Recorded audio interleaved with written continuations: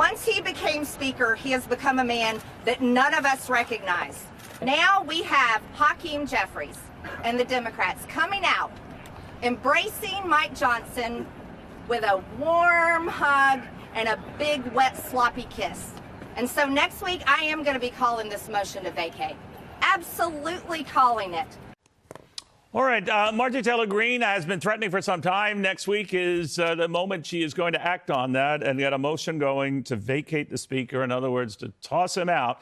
What kind of support does she have for that? Let's ask Congressman Dan Crenshaw of Texas, a Republican, by the way. But Congressman, what do you make of this? She's still determined to do this. What do you think?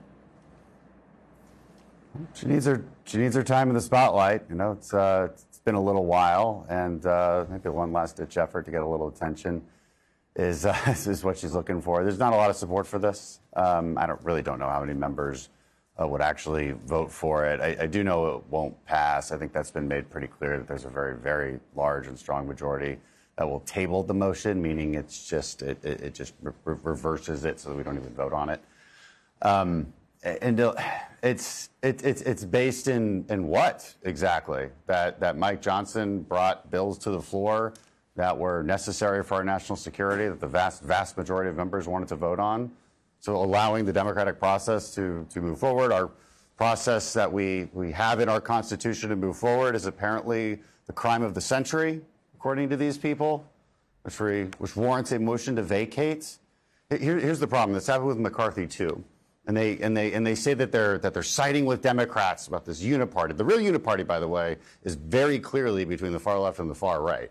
And if they had their way, based on the votes they take, this is what would happen. We would have no military. It would be defunded. We'd have no government. It would also be defunded. We'd have no intelligence agencies. We wouldn't be able to collect intelligence on our adversaries, foreign spies, terrorists, what have you. And they'd let Putin win in Ukraine and be on the border of former NATO countries. So just to lay out the reality of what their voting record would actually be. It's not a good one. And so they're so mad about that they want a motion to vacate the speaker. Now, what they do is they make it impossible for the speaker to actually have leverage over Democrats and get things that we want, like border security. Marjorie Taylor Greene has never tried to lay out a plan to get border security done along with the supplemental package. I've done that. I worked for months to do that. A lot of us did. She has never. Tom Massey has never done anything on that front. She's never written any legislation on asylum reform or anything to do with border security. A lot of us have. And so they make it impossible for us to have any leverage with our very slim majority. And then they turn around and punish the speaker when they can't actually make a deal that we want. And then they say, oh, it was all their fault, and this was now the real patriots are taking over. It's a game, and voters have to stop falling for it. All right, so I'll put you down as a maybe on what she's considering. But let me get your take. Let's say she does overcome some of these hurdles, and it does come down to a vote, and it does come down to the same thing Kevin McCarthy was going through. Well, that's sort of like a roll-a-rama, right? I mean, you're going to go through all these names, all these people. For all I know, your name could come up in speaker considership here. It could be a real, Lollapalooza here. Yeah, it wouldn't work. There's nobody who can get 218 Republican votes at this point. The conference is far too divided. The more likely scenario that you would see is that the speaker designee, whoever Johnson has secretly designated in his place, the same way McCarthy designated Patrick McHenry, that person would just be speaker. That's the most likely scenario, but again, I don't think we're going to get to that point. Could roll in there as the speaker, right? Well, you'd have to get some Republicans to actually vote for him. Yeah. Look, there needs to be, this is a longer conversation. There needs to be rule changes to the way we elect the speaker, to the motion to vacate rule. There's some glitches in the system that allow, I think, some very unserious people in the conference to wreak havoc. I wouldn't say take control, but definitely wreak havoc. They did not run on any platform of getting things done for their constituents, right? They ran on a platform of an appearance to fight. And they'll say, I've heard this behind closed doors. I've heard them say, it's better to lose and appear that we're fighting, because appearing to fight is what gets you those extra fundraising dollars. And what they've become good at is blaming the loss on some so-called establishment. By definition, by the way, there's no establishment when 4% of the conference can take out a speaker. But this is the game they play, and I ask voters every day, stop falling for it. There's an appearance of fighting here. It's an appearance. It's nothing more. They're not fighting for you. They're fighting for your attention, and that's a very different thing. Let me switch gears a little bit. Maybe you do or don't want to talk about this, but the plight of your fellow Congressman, Democratic Congressman Henry Cuellar, and this latest indictment he faces. That came out of the blue. What do you make of it? He's still running for re-election.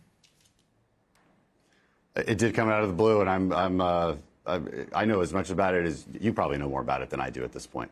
It's unfortunate. He's been long, widely respected as a Democrat we can work with and actually talk to, as a colleague here in Texas. So, you know, I've yet to form an opinion on this. I want to see what the charges are exactly and what's true and what isn't. But it's that'd be a real shame if that were the case. And the second time in just the last year, too, we've seen such a major case of bribery.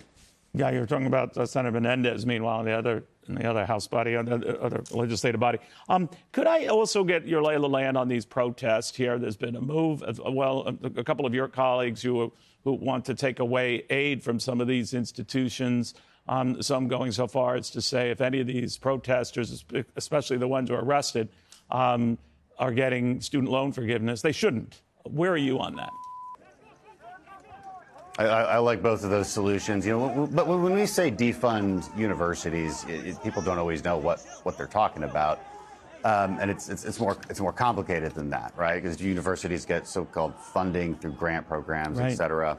Some are state universities, and so and then in theory it's easier to defund them, but that's a state decision.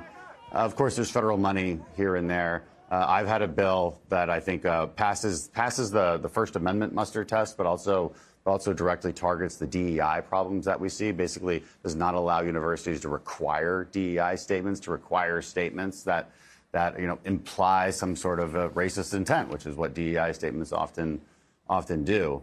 What you're seeing on campuses today is just a very problematic, long-standing trend that has occurred over the last 15 years or so of this coddling of student activism.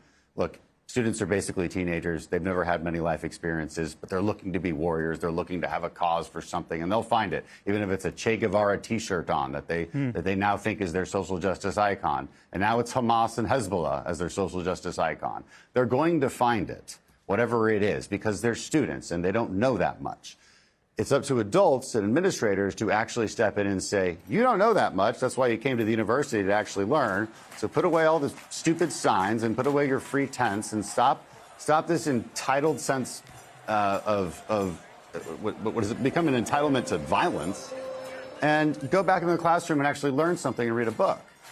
But instead, they're coddling it. They've been making the situation worse for years, and this is the kind of culmination that you see as a result. Well, you do speak your mind, Congressman. I'll give you that. Always good seeing you. Good to see you, Judy.